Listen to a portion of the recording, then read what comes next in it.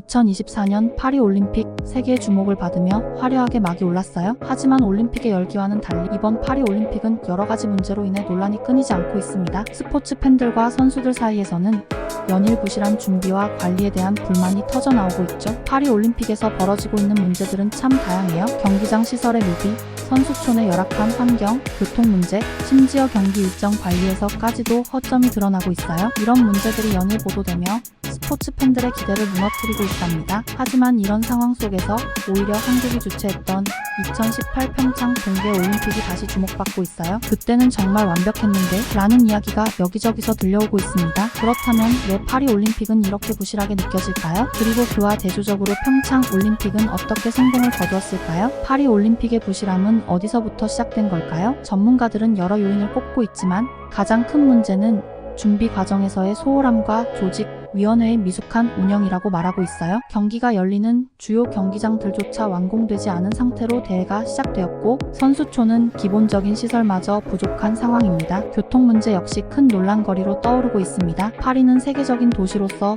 교통망이 잘 발달되어 있다고 생각할 수 있지만 대회 기간 동안 경기장 간 이동이 어려워 많은 불편을 초래하고 있죠. 교통체증은 물론이고 대중교통 시스템마저 경기 일정에 맞추지 못해 혼란이 발생하고 있습니다. 이와는 대조적으로 2018 평창 동계올림픽은 놀라운 준비성과 효율적인 운영으로 세계의 찬사를 받았어요. 평창올림픽 당시 경기장과 선수촌은 대회 시작 전에 완벽하게 준비되었고 선수들을 위한 편의시설도 빈틈없이 마련되었습니다. 교통 역시 철저히 계획되어 선수들과 관중들이 문제없이 경기에 집중할 수 있었죠. 그런데 왜 이런 차이가 발생하게 되었을까요? 파리올림픽이 가지고 있는 문제들을 깊이 들여다보면 그 배경에는 올림픽 주최국으로서의 의지와 준비 과정에서의 철저함이 얼마나 중요한지 알 수 있습니다. 이는 앞으로 올림픽을 주최하는 국가들에게 중요한 교훈으로 남을 것입니다. 파리올림픽의 여러 문제들을 접하면서 해외의 많은 스포츠 팬들과 전문가들은 자연스럽게 2018년 평창 동계올림픽을 떠올리게 되었어요. 특히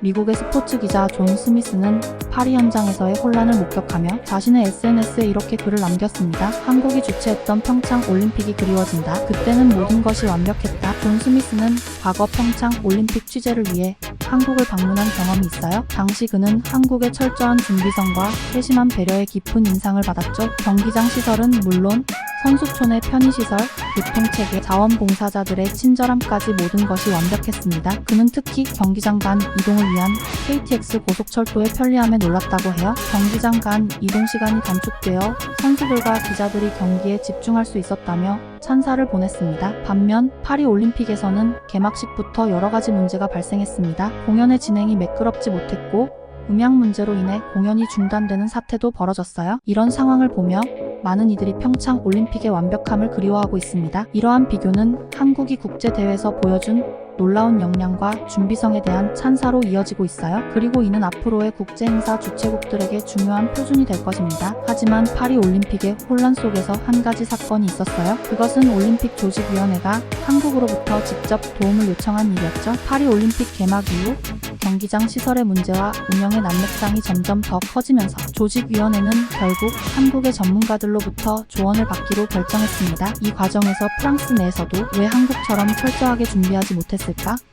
라는 자성의 목소리가 나오기 시작했어요. 그들은 특히 평창 올림픽 당시의 성공적인 운영 방식을 재조명하며 자신들이 놓치고 있었던 부분들을 되짚어보기 시작했어요. 한국에서 초빙된 전문가들은 평창 올림픽에서 사용했던 경기장 관리 시스템과 선수촌 운영, 노하우를 파리올림픽 조직위원회와 공유했어요. 이를 통해 몇몇 경기장의 문제는 빠르게 해결되었고 선수촌의 불편 사항도 조금씩 개선되기 시작했습니다. 비록 늦었지만 한국의 경험과 기술 덕분에 파리올림픽은 서서히 제자리를 찾아가게 되었어요. 한국 전문가들은 자신들의 노하우를 전수하면서도 프랑스의 문화적 특수성을 존중했고 이는 파리올림픽이 단순히 문제를 해결하는 데 그치지 않고 앞으로의 국제대회 운영에 중요한 교훈을 남기게 만들었어요. 올림픽이 끝난 후 프랑스 국민들과 언론은 한국의 도움에 대한 감사와 찬사를 아끼지 않았습니다. 한국이 없었다면 이번 올림픽은 실패로 끝났을지도 모른다는 말이 프랑스 전역에 퍼졌죠. 이는 단순한 감사의 표현을 넘어서